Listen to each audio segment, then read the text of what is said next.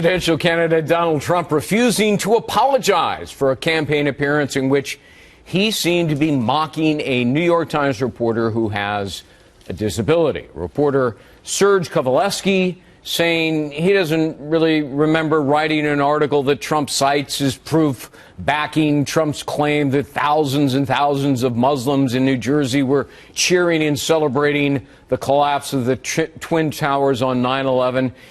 Look at Trump's response here. Right after a couple of good paragraphs, it's talking about northern New Jersey, draws the prober's eye, written by a nice reporter. Now the poor guy, you got to see this guy. Oh, I don't know what I said. I don't remember. He's going like, I don't remember. Oh, maybe that's what I said. This was 14 years ago. They didn't do a retraction. Kovaleski's got a condition which limits the movement of his arms. The Times calls Trump's statement outrageous. Trump has stayed on top of the GOP polls, notwithstanding of that, and all kinds of other bellicose and rather stunning statements and comments. Byron York, chief political correspondent for the Washington Examiner, Fox News contributor, joins us. So, people are debating, was Trump really mocking and ridiculing Kovaleski's disability? Trump says no. But, of course, in classic Trump form, he's turning the tables, demanding an apology from the Times, which condemned Trump. Here's Trump's statement about Kovaleski, and we'll put it up on the screen.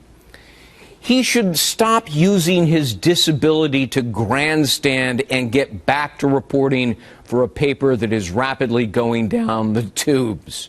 All right, so then Kovaleski responds with this, quote, "The sad part about it is it doesn't surprise me that Donald Trump would do something this low rent given his track record." Byron, what do you make of all this? Well, Trump has been in the last week involved in a lot of feuds with the press. There was the alleged Muslim database issue. There was the alleged Muslims cheering in New Jersey issue. And now there's the Serge Kovaleski issue.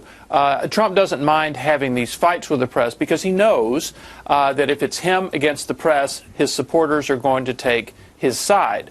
On the other hand, after a while, it begins to kind of consume the campaign. And Trump does have a tendency to do this. Remember, a couple of months ago in September, Trump was involved in feuds, remember, with Megyn Kelly, and there was one over Carly Fiorina, and there was kind of a running battle with Fox News. And what happened then is that after a while, as it began to kind of consume his campaign, Trump began to dial back a little bit. He released his tax plan. He got a bit on track again. And my guess is, after engaging in all of these running skirmishes with the press, Trump will dial back after a while and get back onto some of the issues. But he doesn't really. I mean, in the last week alone, for example, last week he retweeted 82% of whites are killed by blacks. No, I looked it up on the FBI website. It's 14%. So, that's quite a difference. At a Texas rally, he said Obama plans to bring in 250,000 Syrian refugees. No, it's 10,000. And that prompted the Washington Post, of all publications, to write the following. Trump has lied so many times about so many things during the past week alone that it's difficult to keep track of them all. It is, but what does it say about his judgment and temperament to be president? Yeah, what has happened in almost all of these is that Trump has said something that's either out of nowhere or is a gross exaggeration of something that has a tiny kernel of truth in it, and then his supporters and his detractors began fighting over the degree or whether the kernel of truth is really true or not, and it just gets all completely bogged down in details. I think there's a real question. I think the question you raise is a very good one.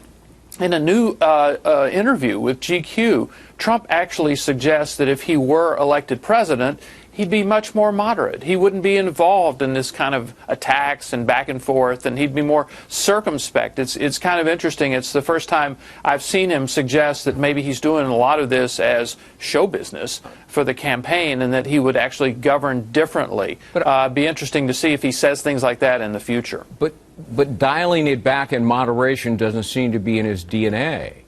And look, given the lead in the polls that he still maintains, and his propensity for these sort of wild, aberrant statements, has he now set, for the very first time, this sort of new tone and tenor for presidential politics and campaigning, a sort of dumbing down of campaigns?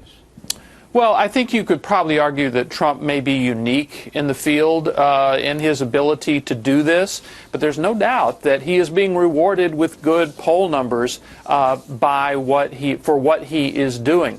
We have seen him soar in August and early September, then we've seen him go down.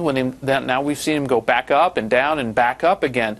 He has been able to recover himself every time he seems to be falling. And so you have to say, so far, Trump has been rewarded for what he's been doing. Yeah, but, conventional wisdom, this is people don't get serious until after the holidays. And then they begin to nullify the kind of bellicose statements we've been hearing. So, still lots of time before February 1st, first in the nation caucus. So we'll wait and see. Byron, you're always good to talk to you. Thank you very much. Thank you, Greg.